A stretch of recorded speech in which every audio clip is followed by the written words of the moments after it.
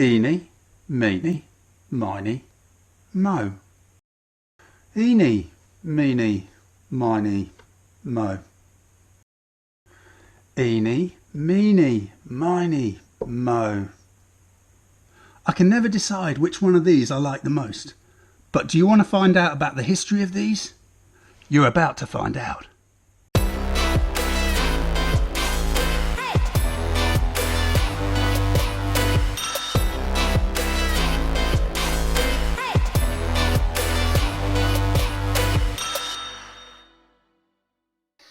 Okay, folks, well, today I'm going to be talking to you about the incredible but true story of that much loved confectionery, that little tiny sweet that a lot of you probably would have tasted, called the Jelly Baby.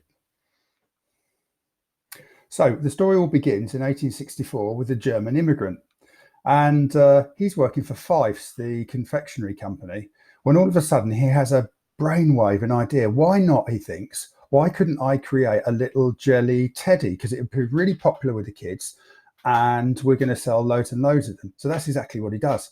But the problem is, when the mold comes out, the jelly teddy doesn't look anything like a jelly teddy. It looks more kind of like a baby. So this is a problem, because he thinks, well, what are we going to do with this? And he spent a huge amount of work and time on this. He doesn't really kind of want to upset his bosses. And then he has the great idea. Why not turn this jelly teddy into a jelly baby? So that's exactly what happens. Now, there's a slight odd twist to this story in the fact that it is in the Victorian era.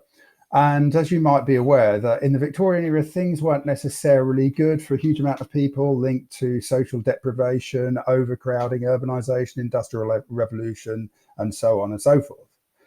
So an awful lot of people, as tragic as it may sound, and young mums gave their babies away to looked after, to be adopted. And this would lead to the situation where an awful lot of them would be leaving babies on the doorstep. So in the Victorian era, the term unclaimed baby was very, very common. And this is what originally Fife's called the Jelly Baby, the unclaimed babies. Now, for those of you who've seen the film Oliver Twist, you'll get the backdrop to all of that. It's a superb film that Dickens really managed to portray the problems that were going on in Victorian era at the time. So those innocent little jelly babies were actually originally called unclaimed babies. But what happens next?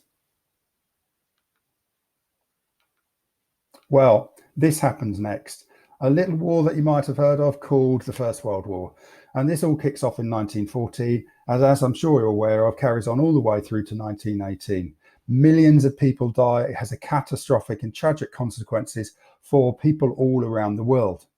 But Bassett's, who now own Fife's, came up with this idea linked to the unclaimed baby. They said, in order to commemorate all the deaths that had occurred, and that the fact that this war had now ended, and it was a war to end all wars, why don't we rename these unclaimed babies as peace babies?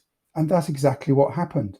So these little tiny sweets, from 1918 all the way to the outbreak of 1939, when another war that you might have heard of called the Second World War kicked off, weren't known as unclaimed babies or jelly babies. They were known as peace babies. And I think, what a lovely idea.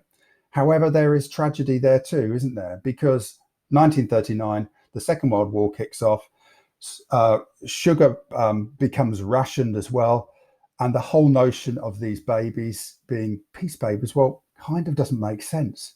So after 1945, the peace babies are no longer known as peace babies, and they revert back to being called jelly babies. Now, Bassett's had an idea in the past few decades to commemorate the fact that they're originally called unclaimed babies by having special edition packs, but they've obviously now reverted back to being called jelly baby. So folks, that's it. Really short, I know, quite simple, but fascinating story against that little tiny piece of confectionery that you've eaten on so many occasions, but was originally known as a peace baby. Hope you really liked it, folks. Thanks for listening, and look out for our next Cyber Teacher video. And if you really enjoyed it, please remember to like and to subscribe, and we'll keep putting the Cyber Teachers content out there.